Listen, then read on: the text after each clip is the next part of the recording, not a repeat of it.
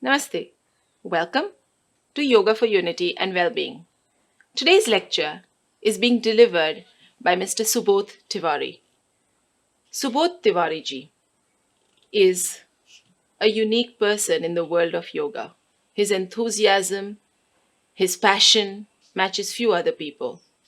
He was born in a very spiritual atmosphere in Kaivalyadham at Lonavala. This yogic atmosphere affected him from the very young age, as he learned and took his diksha, his spiritual initiation, from Swami Digambarji, the director and spiritual head of Kaivalyadham Yoga Institute. He began yoga practice under the guidance of his own father, Shri O.P. Tiwari ji. His work has been phenomenal, especially in the world of education. At Kaivalyadham, Mr. Subodh Tiwari, today the CEO, shares not only his time and his passion, but leads several students, institutions, organizations, schools into the world of yoga. He will be sharing his experience and his knowledge on yoga with us today. Thank you for watching. If there are any questions, please let us know. You could always send them to us through our email, yogaforunity@heartfulness.org. Thank you and have a lovely lecture.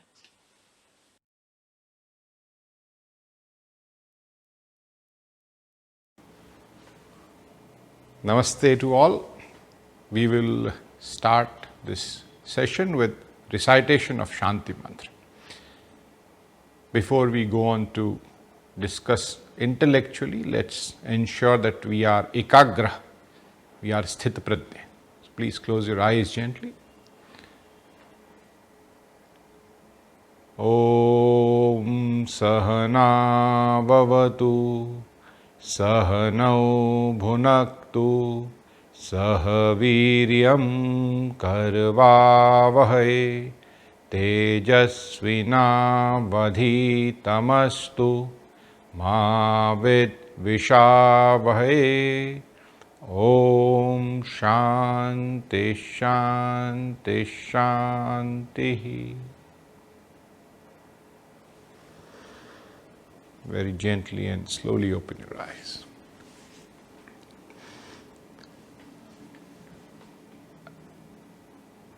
We are in this schedule of things where organizations of yoga have come together, and we are celebrating the 100 days towards the International Day of Yoga. And as part of that series, we have these various lectures, discussions, as our effort to get together and become more wise, probably, not otherwise. So I get you greetings from Kaivalyadham Yoga Institution, which is located in Lonavala, amidst the lovely Sahyadri ranges, an institute established 97 years ago, 1924, by Revered Swami Kaivalyadham. The core of the institution has been blending of the traditional knowledge of yoga with the scientific understanding. So this was the pioneer institution which started the scientific research. I just wanted to give you the background so that you get the context, because I'm going to speak on Jnana Yoga, a very interesting topic, exploring the various realms of yoga. And we simply have to understand that there are many paths which reach to the ocean. And these are all paths which are complete within themselves. These are paths which are illuminated, and they have similar goal. Bhagavad Gita speaks of the Karma Yoga, it speaks of Jnana Yoga, and it speaks of Bhakti Yoga. I will divide my discussion in two parts. One is trying to understand the traditional context of Jnana Yoga. That principle always remains constant. Maybe over thousands of years, the principle will remain constant. What probably changes is in the context in which we look at it. The circumstances change, so the principle will have to be applied for our better living in the context of today. You get a reference, essentially the elaboration of this topic of Jnana Yoga, you find in the Advaita Vedanta. That is where it has been elaborated. If you just look at the word Jnana Yoga, it means the path of knowledge. Jnana, simply understood, is knowledge. And what does knowledge do? What is it supposed to do? It is supposed to liberate. It is supposed to clear the clouds of doubt. And therefore, Jnana Yoga has been put at the highest pedestal in the Bhagavad Gita. To clear doubts for what? For a harmonious, non-conflicting, non-dualistic living. There are four important dimensions in Vedanta, or what is called is the fourfold attitudinal outlook, four dimensions which speak of Jnana. What is essential? How do you discriminate? How do you go to that level of discrimination? Because many times we are not aware, and what appears is not what is. So this whole effort to understand it in depth, gain knowledge, is the effort of this path of Jnana.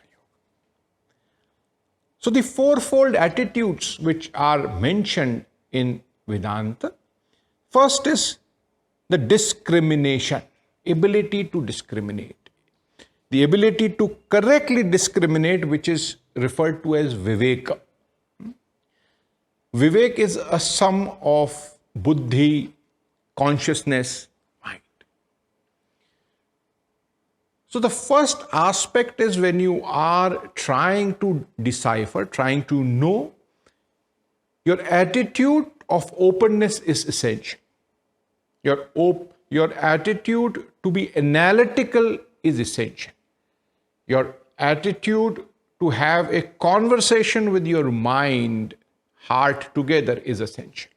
So the first aspect is the attitude of discrimination, or what we say as viveka.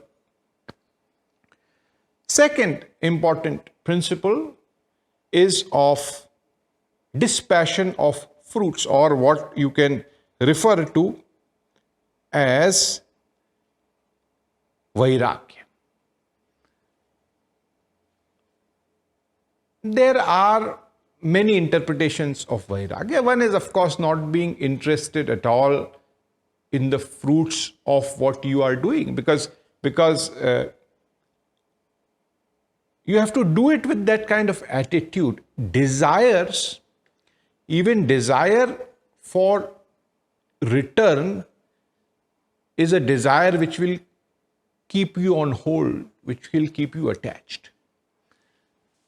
So this whole attitude of not expecting but accepting, not expecting but accepting, is very important. And that is one of the strongholds of the second pillar of the attitudes for Jnana Yoga. Third, it speaks of the 6 virtues of mind, or 6 dimensions of mind, 6 characteristics of mind, which is essential, which is the third important pillar. Sama, temperance of mind. Chanchalasya cha mana. Your mind has this constant nature of being fickle. So what we have to work towards, what we have to possess, what we have to make an effort is towards ensuring, or at least trying to ensure, that we develop temperance towards the mind level, which is called as sama. Second is temperance of the sense organs, or dhamma. Because we still, that is what I personally feel, there is this often a anecdote which is given, that there are similarities between human beings and the animal kingdom. So ahara, nidra, bhay, maithunancha are the four similarities. Ahar, the food; bhay, fear; sleep; nidra, maithun, sensual pleasure. These are similarities between human beings and animals. And unfortunately, most of human beings still live on what we refer to as animal instinct, right? Given a choice, this is what you prefer. What is different is the intellect, or the intellectual power which a human being has. And to harness, to develop, to manifest that intellectual prowess which we have, it is essential that at a very basic, at very ground level, we try to ensure that we have restraint on our sense organs. That is Dhamma. Because if you do not even make an effort at the basic level, there is no point in speaking of the higher level. The third aspect is withdrawal of mind from sensory objects, uparati. Because it's not only the action of withdrawing of sense organs, even at your mind level, if your thoughts go in that direction. In today's context, this is very simple. What we say today is you have the customer-centric capitalist market. You have so many options, so many options. Many a times your desires are not yours. You are sitting in the morning having a good cup of tea with no desires except enjoying that beautiful sunrise. And suddenly you see a beautiful advertisement on television of something which encourages you to immediately get your laptop and go to the Amazon account and order that stuff. So the initialization of the thought of desire takes in the mind. And the philosophy says this is a very important aspect of the mind. That not only that thought, the sensory zone needs to be controlled. Tikisa, that is forbearance or patience. And today I speak to a lot of students in the universities, and I say that one of the factors which have actually gone missing is this message, this quality of patience. Everything is becoming instant. Earlier, you wrote a letter and you would expect a reply in probably 15 days. You would curse the postal department because it was delayed to 20 days. But that was the span of patience. Then you had telegrams for emergency. The expectation was less. Then you had email. The expectations were instant. Oh, I've written you an email in the morning and I haven't yet got a reply. And now you have this instant messaging on WhatsApp or whatever it is. And you are always glued. Oh, I have sent a message and the blue tick hasn't come, and you haven't yet seen the message. That's the level of patience in which we are. A research at IIT Mumbai indicated the span of attention of a student today has reduced from 45 minutes 10 years ago to 2.5 minutes. So every 2.5 minutes, there has to be something different if you want to ensure that the attention of the student has been maintained. It broadly relates to the quality of your mind for patience. So that is one dimension which we need to ensure that we are able to develop. Shraddha. Shraddha is faith. Many a times, science tends to dislodge this quality. But I think faith is that inner strength which really drives the human being. I am often, I remember the story of this young boy in a village who was amongst all the adults who were praying during the time when there was a drought in the village. And they did a big yajna so that Lord Indra would be impressed, and there comes the rains in the village. So they did it for 3 days, and everyone went towards their field in expectation. And this young boy went home. He says to his father, I'll come back, give me 5 minutes. And he went back and he got his umbrella with him. Because he had faith. What we have done will result in what we want for well-being. And that faith, he says, I need an umbrella because it's going to rain. So in our lives, that faith, element of faith is very important. And finally, samadhan, contentment, satisfaction.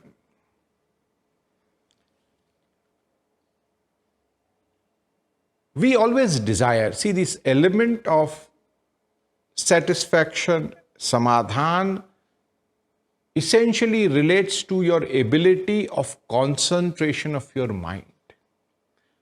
Because you have to be at this moment, be in a state of complete concentration, satisfaction at that point of time. And this is one of the dimensions which is required for ensuring that the clouds of confusion go away and the light of jnana comes forward. So this is the 6 qualities of mind, which is one of the pillars, the third pillar, which Vedanta speaks. And fourth is mumuksutva. This is, drive for longing, intense yearning for moksha. Now, moksha is not only an esoteric word. Moksha, essentially, I would say liberation, and we should construe this term today in its widest of sense. Not only in a very strict philosophical term that, we want to live this whole world and go and moksha prapti hogi. No, you will have to be in a state of exuberance, you have to be in a state of happiness, you have to be in a state of complete harmony. And you have to have this longing for it. Chalta hai attitude which we have in life doesn't give you enough confidence to even seek happiness. So this longing needs to be there. That should be the fuel for driving your curiosity, driving you to be asking the questions which we will liberate you, both at your mind and intellect level. So these are 4 pillars which we should understand in the context of the Jnana Marga or path of knowledge. And then they say that there are 3 practices. How do you achieve this? Vedanta, Advaita Vedanta. So how do you achieve this? It's a very simple methodology. It says Shravana, Manana and practice, which is called Nidhyasana. Shravana, Manana and meditation, simply put. These are 3 methodology for going in this path of Jnana Yoga. Shravan, God has given us ears.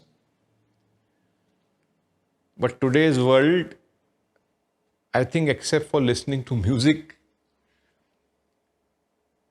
we use more of our vocabulary skills than the patience to listen. And this Shravan was in dimension of learning from your master, from the guru. Because ज्ञान कहाँ से मिलेगा? This whole concept of acquisition of knowledge, of getting the knowledge, comes from the Guru Shishya Parampara or the Gurukul Parampara. So one of the most important elements is the concept of acquisition of knowledge through listening. And that is perhaps the reason why for thousands of centuries the Indian civilization has retained the essence of Veda, Upanishad, Puranas, such important source of knowledge. So an individual should be open, a student should be open to listening, which will encourage the second method of going ahead, which is Manana. Now, Manan is very important. That is the point of not only thinking, but that is also a point of individual interpretation and understanding as Swadhyay. In this context, I also relate the niyamas which Maharishi Patanjali has laid down, where he says, Sauch Santosh Tapas Swadhyaya Ishwar Pranidhan. And in today's context, because I said initially we will try to relate it to today's context. Now, the concept of Manan is intellectually understanding what knowledge has come to you, interpretation of that knowledge which has come to you. लेकिन ये हमको समझना बहुत जरूरी है, because the amount of information which is available today in the world is humongous. So one has to ensure that the first aspect of Shravana comes from a real teacher. And probably the Google Baba as a guru only plays a minor role and not the majority of it. And therefore, when you come to the aspect of Manana, your interpretation, your understanding also includes the aspect of discussion, self-discussion, peer discussion. But you see, information will need to be understood for it to be making sense to you. This is one of the ways, because if you have not experienced it, you need information to be understood. So you have an information that when there is sunlight, the sunflower will face the sun. This is the information. Then you go to a step ahead and see the whole science behind it. And then you have the knowledge. You have the knowledge. Okay, sun rays come in, the process of photosynthesis takes place. And that's the reason sunflowers will face sun. It has greater amount of activities going on. Fair, this is good knowledge.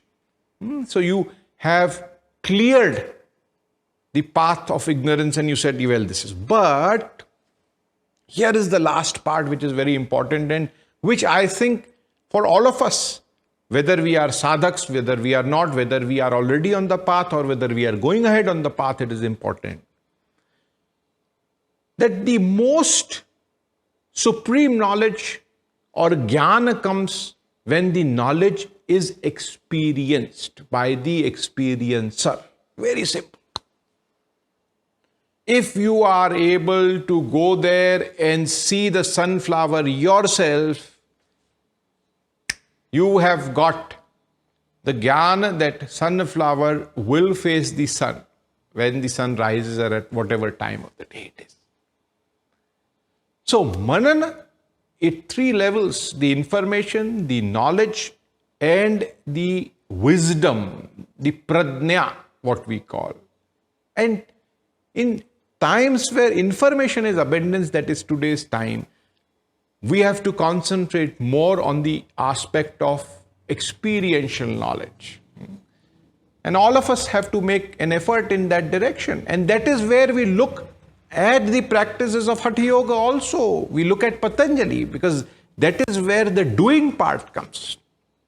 Because Gyan, although is the most supreme aspect of understanding life, there are individuals, there are people who would know, who would need to prepare themselves for that. And therefore, there is this whole aspect of doing Hatha Yoga practices, right from very simple yama niyam to asanas to pranayam, leading to further practices, which is the third dimension.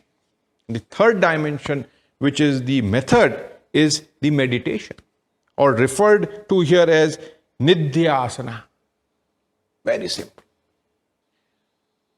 So practice is what gets you into the experiential zone.